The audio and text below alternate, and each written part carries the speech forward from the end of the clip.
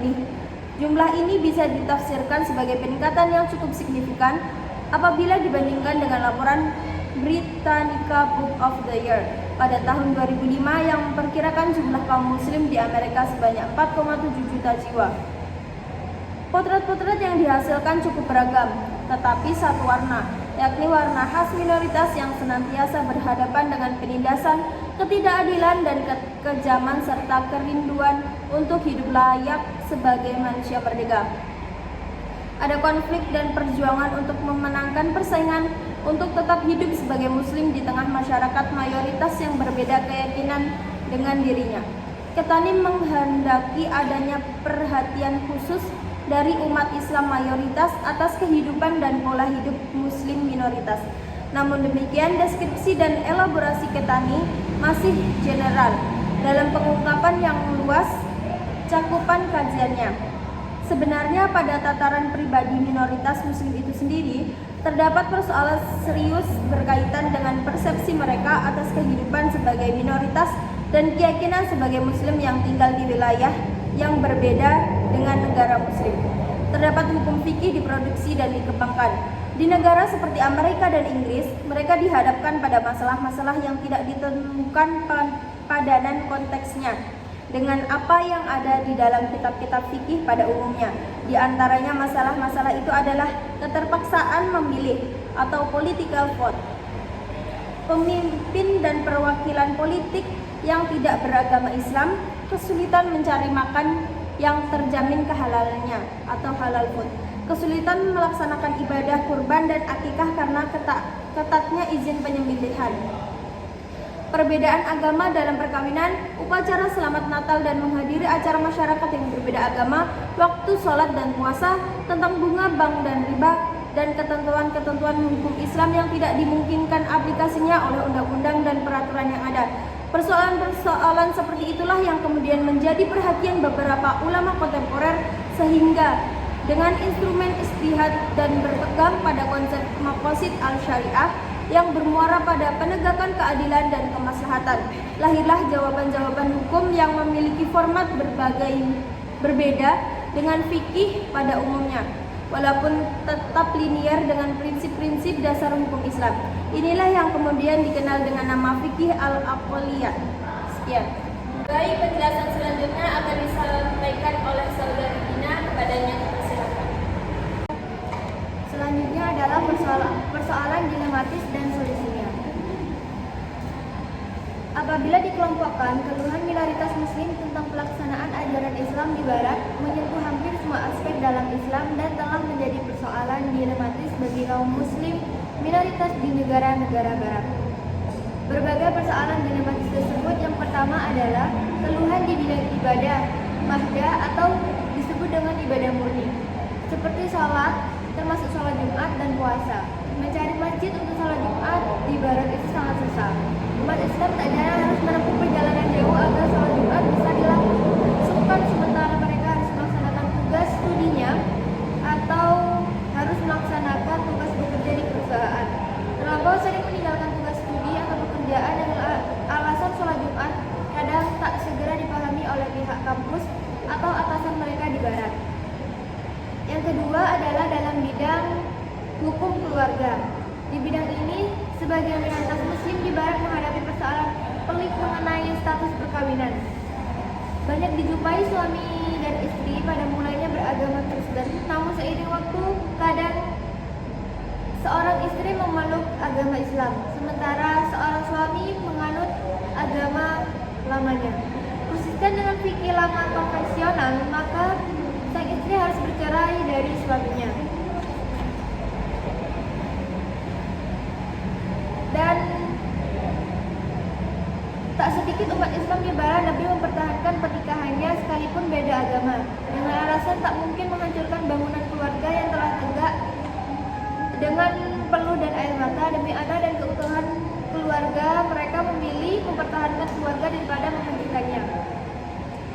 Persoalan dalam perkawinan tak pelak juga akan berimbas pada pewarisan. Pandangan fikih yang konon diajukan pada sebuah hadis melarang umat Islam mewariskan hartanya pada keluarga atau keturunan non-muslim. Perbedaan agama dianggap sebagai penghalang terjadinya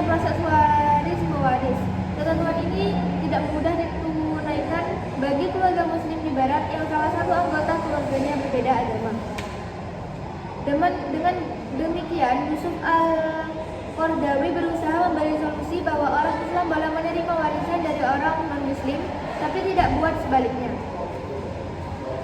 Yang ketiga adalah dalam bidang muamalah juga terdapat ada masalah. Tidak sedikit ulama fikih yang berpendapat perihal haramnya umat Islam bersahabat dengan umat agama lain. Tidak hanya itu, bahkan juga diharapkan untuk memilih kepala negara non-Muslim menerapkan pandangan fikih demikian di Barat potensial menimbulkan masalah. Umat Islam akan semakin teralienisasi dari komunitas besar di Barat.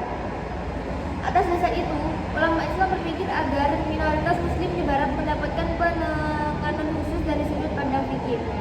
Sebab bertumpu pada fikih, arus utama akan merepotkan posisi umat Islam di sana.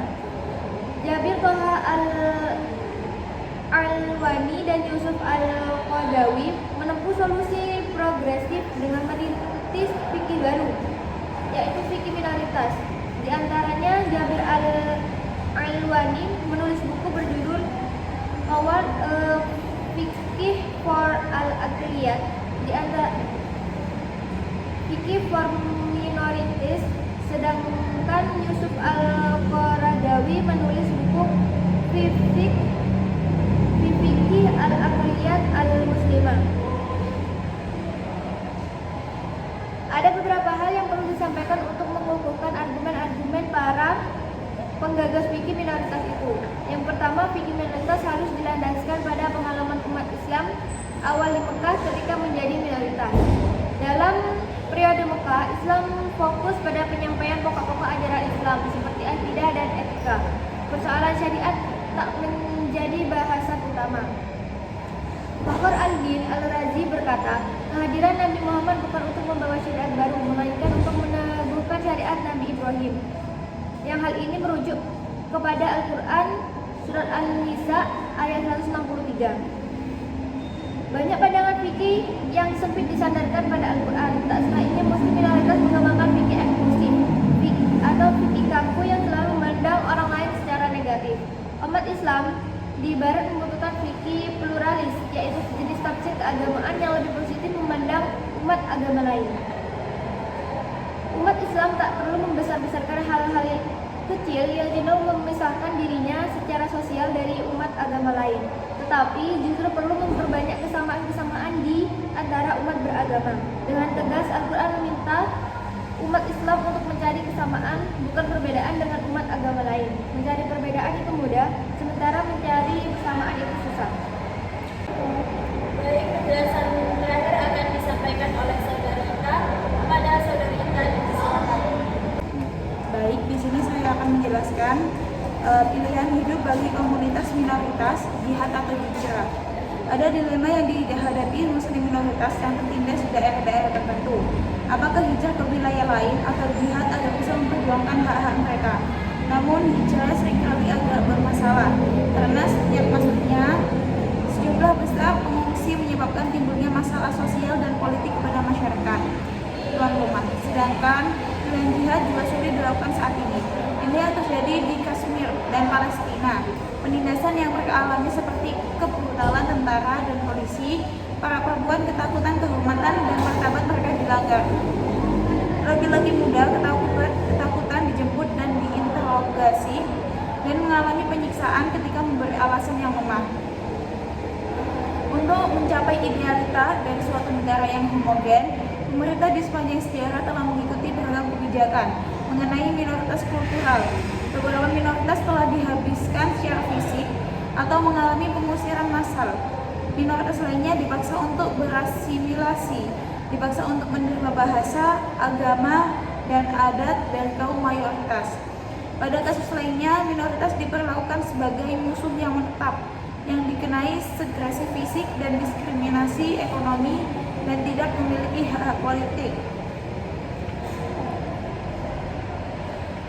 Penderitaan minoritas muslim yang tertindas itulah yang membangkitkan semangat mujahid Afgan Arab sebagai bentuk solidaritas muslim, dan mereka menyeru dan menyatukan muslim dari berbagai wilayah dunia untuk ikut serta dalam jihad di negara-negara muslim minoritas yang tertindas seperti Palestina, Bosnia, Kosovo, Kashmir, Asia Tengah, dan Chechnya.